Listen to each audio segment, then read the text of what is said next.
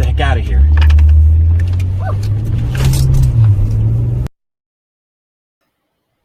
Hey everybody, it's Eddie from Tokyo. This is your cryptocurrency update from Japan, and that was attorney Jeremy Hogan spraying a little Ripple graffiti to the Howie in the Hills sign. Well, not really. But that sign marks the entrance to the 24-room house that was built by the community founder, William J. Howie. And yeah, that was named for the Howie test. He and his wife, they completed their home in 1927. Today, it's used for weddings, galas, and private events. It's gone through some considerable restoration, and the before and after pictures on the howiemansion.com website. It's fun to see.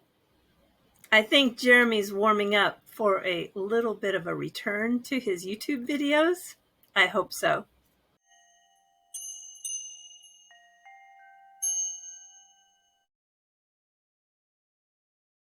So I mentioned about the XRP ledger, and what we've been doing as a team here at Ripple is working with central banks, and we've taken a copy of the XRP ledger and made it a private instance to start with. And we apply this in a private capacity. Now, we're also working on some projects that will actually work in a public context. So they'll be using the public XRP ledger, or maybe a sidechain in future, as a way of actually using that, but actually interlinking it with the main XRP ledger. The reason why I had that short clip is because I know it's confusing.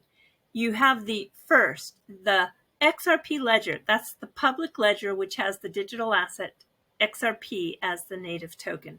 Then you have side chains to the XRP ledger. And then there is the private copy or fork of the XRP ledger, which, as you heard in that clip, is where Ripple is starting to build those CBDCs. And then you have a side chain that can happen to the private copy or fork of the XRP ledger. So when we talk about where certain projects are being built, I think it's important to understand all four versions. At the time of this recording, the market is mixed, but did you hear Michael Saylor added an additional 1,045 Bitcoin to his holdings, standing now at 140,000? I tell you, that is some commitment and conviction to the future of Bitcoin. It impresses me. I've got a portfolio of 35 plus tokens spread out all over sorts of use cases. Another person who is impressing me is Ryan Selkis, organizing founders to fund campaigns. Yeah, the position on crypto regulation is going to make or break politicians in every election going forward. Don't forget, the power of the people is much stronger than the people in power. Wietse Wind and his team at XRPL Labs in the Netherlands made a big announcement yesterday. This is the first desktop trading solution that comes from that team, which is trustless, permissionless, and it operates with no central authority. It's an unhosted exchange by some. It's going to be available to the pro users and available to everyone starting in May. A significant XRP ledger development. If you don't know, XRPL Labs started out as a tip bot on Reddit years ago, and look how far they've come. And I was just poking around GitHub, and I happened to notice these are all the commits from Wietse Wind in the last year.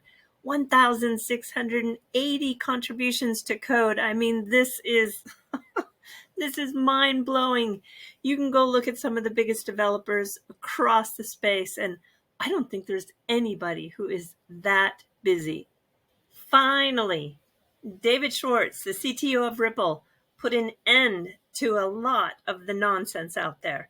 Yeah, it's been tough being one of those who have spoken out against these impossible, outlandish claims like XRP was going to be bought back by the government, or that XRP can be pegged to gold, or that XRP has something to do with the ISO 20022. And so on. Well, now the latest rumor with JP Morgan partnering with Ripple, please stop. That's going to be number 11. If there's anybody who thinks that JP Morgan is going to use XRP, I want you to go back to 2017 and study when R3 blasted JP Morgan when the global banking consortium with R3 and JP Morgan fell apart. Well, I'll tell you, there were some choice words to describe their departure.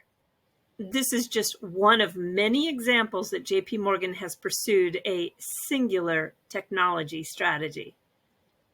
Before we jump to the fluff, well, look at this guy. He can just move through the stations in Tokyo without anybody even taking a second look. But I took a second look on the video that Laura Shin just uploaded with Congressman Tom Emmer. I've pulled out 3 clips. I will put a link to the full video in the description. It's excellent. Before we jump to the fluff, have a listen to these clips first. This is not a Republican Democrat thing. This is literally control freak senators who do not want to lose their power over this. It's her people that occupy the White House primarily, and her people that sit in these different cabinet positions. I mean, let's just talk about Gary Gensler at the SEC. He's a Warren disciple. This guy, in my mind, is a bad faith regulator. He's been blindly spraying the crypto community with enforcement actions while completely missing the true bad actors. And people ask, what are we doing? We're gonna continue to raise the siren of hypocrisy to show how hypocritical their behavior is. We're going to rely on some of our colleagues on the other side of the aisle. You mentioned Ro Khanna. You left out Soto, who I do work with, Richie Torres. There are a whole bunch of nonpartisan. I mean, they definitely have their political perspective, Laura, but it's not a partisan issue for them. And that is alive and well.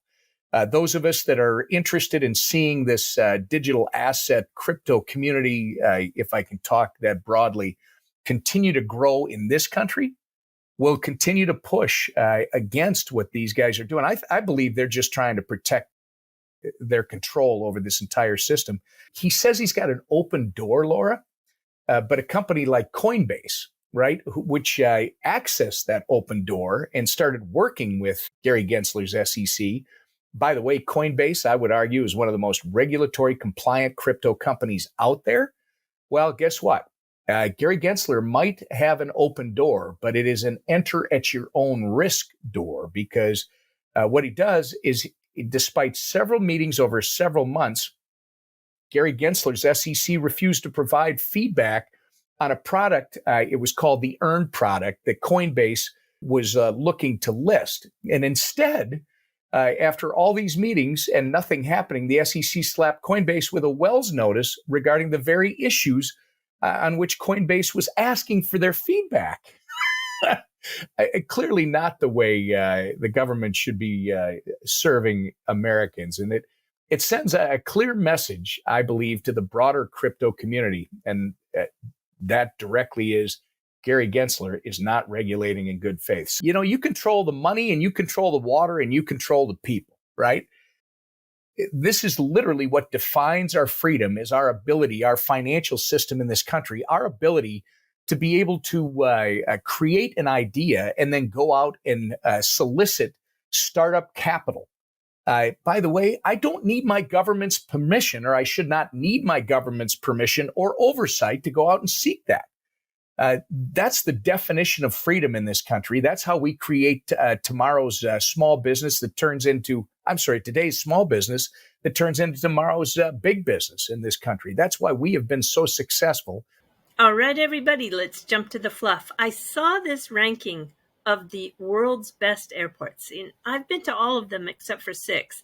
I agree with their number 1 choice being Singapore, but I would maybe move a little bit of that order. I recently went through Dubai and Copenhagen, and boy, I'll tell you, I would put them as number 2 and number 3. They are on this ranking as number 17 and number 14. And it's nice to see that 2 international airports in Japan made the list. Number 3 is Haneda. That is the international airport that's closest to the city center of Tokyo. And then in 9th position is Narita. Well, the travel tip I have for you in Haneda is they have a free rooftop viewing area, which is Really good for people who love to watch the planes come in and out. And for Narita, oh, do I have a good travel tip for you. Kyotatsu is a sushi bar. It has 3 locations inside the Narita International Airport. And there are also 3 locations in Tokyo in case you miss it in the airport. But the thing about the airport is it's your last chance to get sushi before you travel off to your destination. And the cost performance is excellent. Because the quality is top and the price is very reasonable, so many people make this their last stop before getting on their flight. And the travel tip I want to give you is that they do have a takeout counter. Yep, you can take your sushi on the plane. So if you don't have time to sit and eat, then order a bento box to go. All right, everybody, do take care. Sayonara for now. Bye-bye.